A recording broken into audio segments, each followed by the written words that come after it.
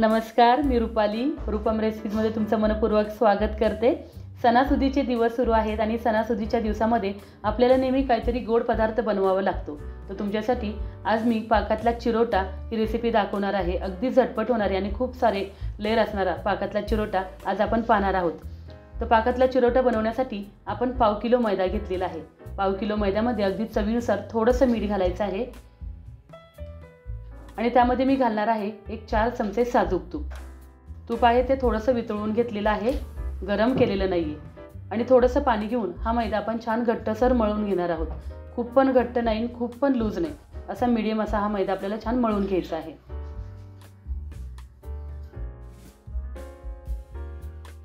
तर अशा प्रकारे आपण मैदा मळून घेतलेला आहे। थोडासा तुपाचा हात लावून एक 15 मिनिटं ठेवून देऊयात।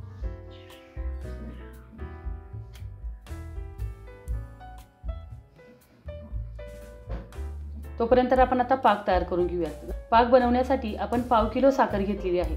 पाव किलो मी मैद्यासाठी पाव किलो साखर वापरणार आहे। अगदी परफेक्ट पाक पुरतो, शिल्लक राहत नाही। आणि साखर विजेपर्यंत किंवा बुडेपर्यंत आपण त्याच्यामध्ये पाणी घालायचं आहे।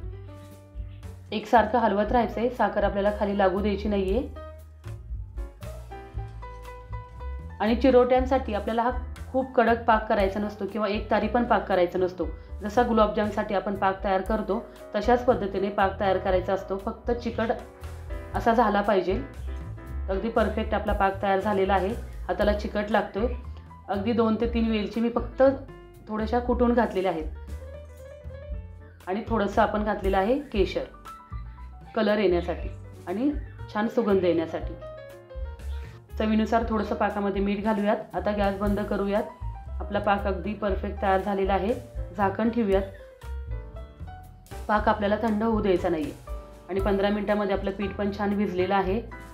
अगदी छान मळून घ्यायचं आहे आणि ह्याच्या मी एकसारखे 5 गोळे तयार करून घेणार आहे। आपण चिरोटे 5 लेयरचे बनवणार आहेत। जेवढे आपण पोळ्या जास्त बनवू तेवढे लेयर जास्त फुटतात, तर मी 5 लेयर बनवणार आहे म्हणून 5 असे एकसारखे गोळे तयार करून घेतलेले आहेत। तर पाव किलो मैद्याचे मी 5 गोळे तयार करून घेतलेले आहेत। थोडासा कॉर्नफ्लॉवर घेतलेला आहे आणि तूप घेतलेला आहे आणि मैदा घेतलेला आहे। थोडासा मैदा घालून आपण अशा पोळ्या पातळ लाटून घेणार आहोत।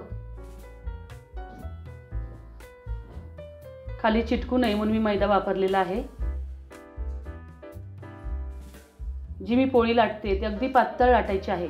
जेवढी तुम्ही पोळी पातळ लाटाल तेवढे पदर आहेत ते अगदी पातळ होतात आणि क्रिस्पी पण होतात।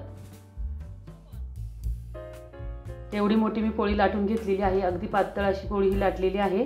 अशा सर्व 5 पोळ्या मी तयार करून घेणार आहे।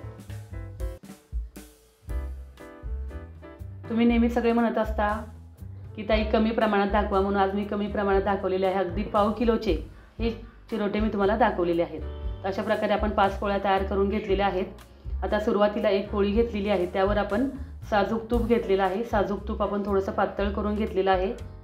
व्यवस्थित आपण पसरून घेणार आहोत। त्या पोळीला छान लावून घेणार आहोत। त्यावर घालणार आहोत कॉर्नफ्लॉवर। कॉर्नफ्लॉवर पण अशा पद्धतीने छान पसरून घ्यायचं आहे। आता परत त्यावर एक पोळी टाकणार आहे। अशाच प्रकारे करून मी 5 लेयर तयार करून घेणार आहे। प्रत्येक लेयरला साजूक तूप लावायचं आहे आणि कॉर्नफ्लॉवर लावायचं आहे।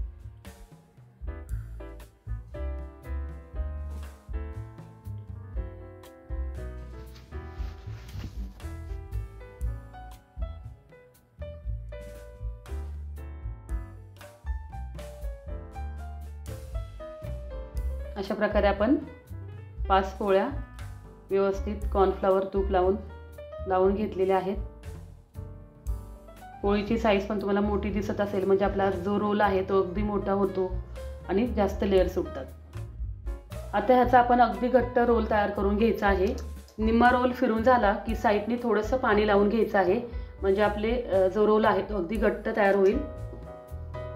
आणि अगदी हलक्या हाताने आपल्याला तो फिरवून घ्यायचा आहे, थोडासा लांब करून घ्यायचा आहे। आणि जेवढ्या आकाराचे तुम्हाला चिरोटे बनवायचे आहेत तेवढा आकार आपल्याला अशा पद्धतीने कट करून घ्यायचा आहे।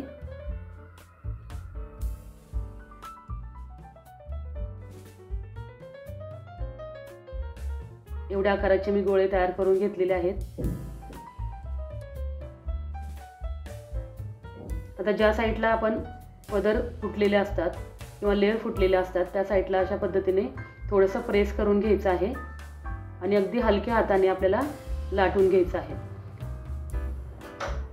किनारी वगैरे पण आपल्याला अगदी पातळ लाटायच्या आहेत, त्याच्या जाड ठेवायच्या नाहीये. तर अशा प्रकारे आपण हे चिरोटे लाटून घेणार आहोत. आता एका कढईमध्ये आपण तेल गरम करण्यासाठी ठेवलेलं आहे. तेल छान गरम झाल्यानंतर मीडियम गॅस करायचा आहे आणि मीडियम गॅस करून आपल्याला चिरोटे तेलामध्ये सोडायचे आहेत. एका वेळेस जास्त चिरोटे तेलामध्ये सोडायचे आहेत म्हणजे पदर छान फुटतात चिरोट्यांना. आणि असं चिरोट्यांवर तेल सोडायचं आहे म्हणजे पदर पण मोकळे होतात.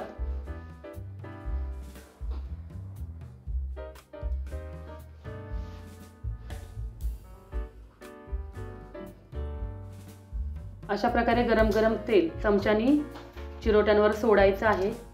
सोनेरी कलर येईपर्यंत आपण चिरोटे तळून घ्यायचे आहेत.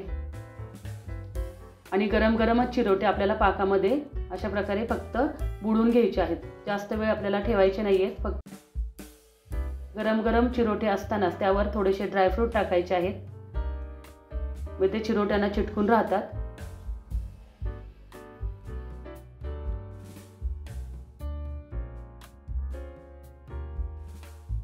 थोड्याशा गुलाब पाकळ्या पण टाकायच्या आहेत. तर अशाच प्रकारे सर्व चिरोटे आपण तयार करून घेणार आहोत.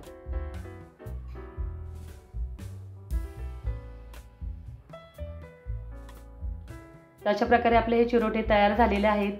किती छान असे लेअर तुम्हाला दिसत असेल चिरोट्यांना फुटलेले आहेत आणि अगदी झटपट होणारे आहेत की नाही. मग ही रेसिपी तुम्हाला कशी वाटली मला कमेंट करून नक्की कळवा. व्हिडिओ आवडल्यास लाईक करा, शेअर करा. नवीन असाल तर सबस्क्राईब करून शेजारील बेल आयकॉन दाबायला विसरू नका. चला मग भेटूया अशा छान छान डिलिशियस रेसिपी घेऊन पुढील भागामध्ये.